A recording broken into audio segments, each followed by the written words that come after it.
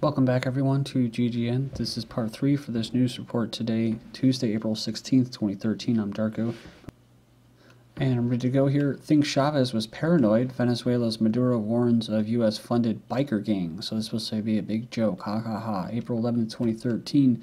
Interim president has spoken publicly about conspiracies ranging from murder plots to Salvadorian mercenaries. They serve as a political tool to unify the population and silence criticism. Is that what they are? Just conspiracy theories, right? 7 killed, 61 injured in Venezuela protests. It says here the Attorney General of Venezuela has announced that 7 people have been killed and 61 injured during opposition protests over the presidential election result. Says here, prosecutor said the victims were humble members of the working class, giving suggestions that the opposition might be to blame for the deaths and injuries. Venezuela's Maduro accuses U.S. Embassy of supporting violent protest. So it says here that in the post-election crisis, as it's growing deeper and 7 people killed, President-elect has assured Venezuelans that he has proof that the U.S. Embassy is financing the ongoing protests. He said the Pentagon, the U.S. State Department, and the CIA govern the U.S. Here in Venezuela, the people govern. Capriles, the opposition, has called Maduro's victory illegitimate. So it goes on here, says, but Latin American expert James Petra says the election was anything but fraudulent. In the case of Venezuela, there was 100 outside international observers clearly recognized as objective judges who observed the election process, observed the voting, and observed the counting. It is a misnomer to say that this was a questionable election.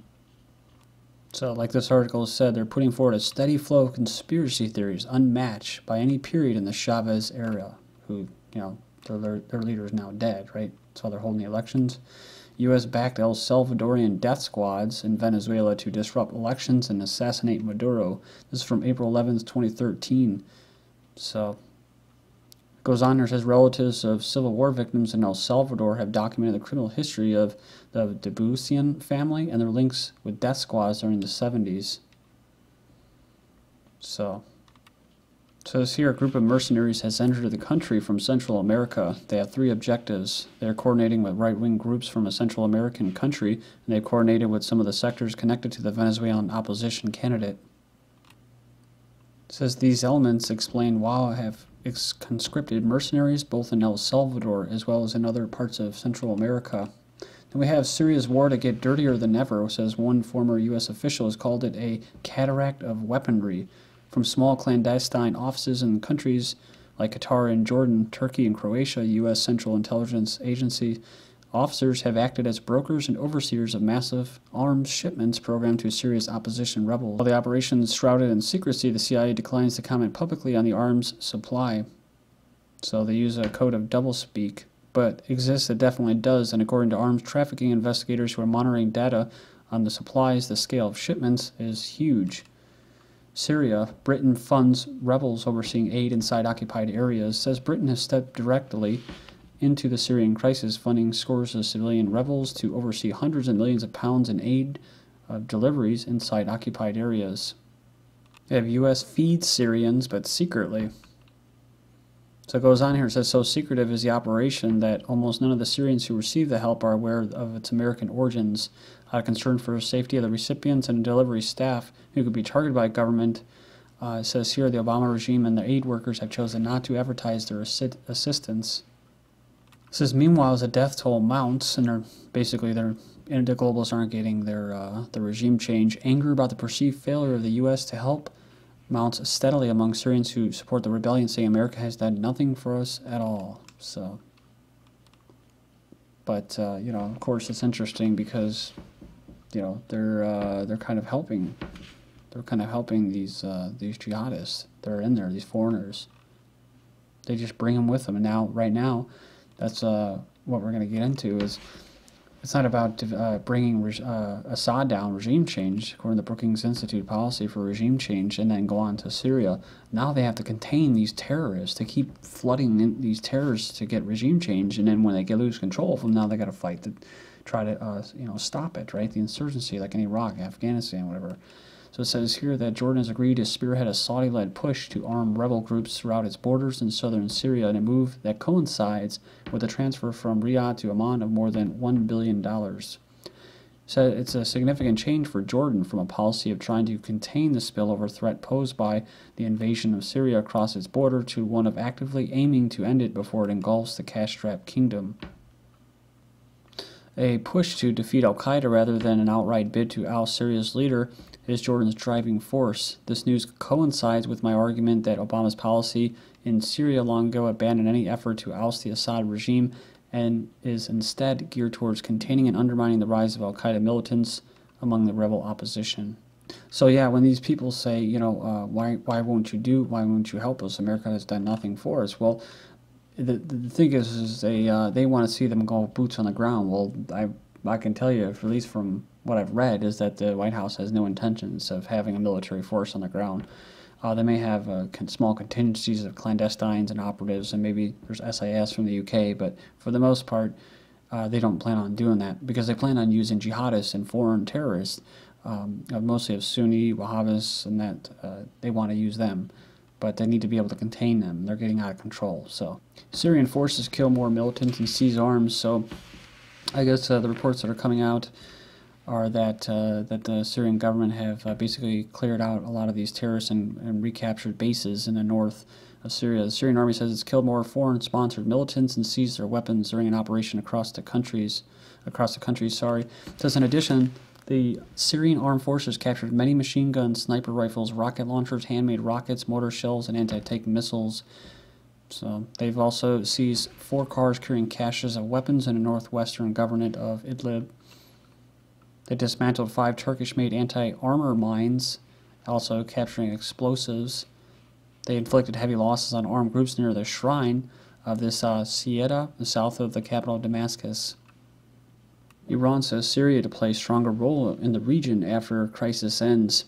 It says the resistance of the Syrian people and the government against the pressures exerted by the world powers will protect the country against foreigners. It says in the future, the lawmaker reaffirmed the basically Iran's support for Syria. He says here that the Syrian government and the people will probably end the ongoing crisis in the country and will not allow foreign conspiracies to undermine the independence and sovereignty of Syria. 36 Syrians are flown to Germany for medical help. The German foreign minister won't say if patients are civilians or fighters or terrorists, though opposition leader personally requested the medical care.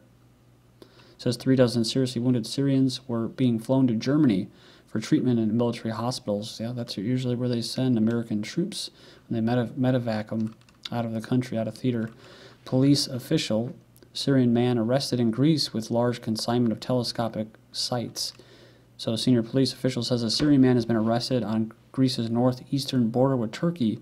Turkey, the distributor of these weapons to terrorists, with a large batch of telescopic sights for rifles and shoulder-fire rocket launchers. Syria's Assad reduces sentences for some rebels, says the president on Tuesday, slashed prison terms by 3/4 for an unspecified number of rebels convicted as terrorists as fierce battles raged around the airport. It's funny that, like in Western media, they quote it as terrorists and quote it, call them conspiracy theorists. But over there, it's truth for them, right? So Syrian Human Rights Front is EU-funded fraud. The New York Times admits fraudulent Syrian human rights group is UK-based one-man band funded by EU and other European country. So the Syrian Observatory for Human Rights has long been exposed as an absurd propaganda front operated by Rami Abdul Rahman out of his house in England's countryside. But according to December 2011 Reuters article, it says here that this Rahman admits he is a member of the so-called Syrian opposition and seeks regime change of Assad. It says the UN uses this compromised, absurdly overt source of propaganda as the basis for its various reports. And while Rahman refuses to identify that European country, it is beyond doubt that it is the UK itself. Upcoming Friends of Syria meeting, change of tactic or maintaining status quo, says the U.S. Secretary of State John Kerry is expected to take part in the upcoming Friends of Syria donor meeting scheduled for April 20th in Istanbul. The so-called groups of Friends of the Syrian People last meeting was held in the Italian capital of Rome in February. Analysts believe the umbrella group of the Syrian opposition parties, also known as the Syrian National Coalition, is going to make fresh appeals in Turkey to the U.S. to supply them with more weapons. The Syrian Electronic Army hacks the NPR, group said to back Assad. So it says here several NPR sites and Twitter feeds were hacked last night. Visitors saw a message saying Syrian Electronic Army was here. It says here that we will not say why we attacked at NPR. They know the reason, and that's enough. I covered this before briefly. Actually, I just mentioned it. We didn't go through the article, though. Somali Prime Minister, foreign fighters involved in court attack. The death toll rises to 35 in Sunday's siege. It goes on here and it says members of parliament are now putting the overall death at 35. The officials say the toll could rise further. So it was an unusually large attack from al-Shabaab, which claimed credit for the incident. But it says here, Prime Minister says several experienced foreign fighters were believed to have been involved. Said they were more sophisticated than normal al-Shabaab explosive devices. Much like al-Nusra teaming up with al-Qaeda, it says here that it could be the al-Qaeda involvement, the first al-Qaeda involvement since the announcement merger with al-Shabaab.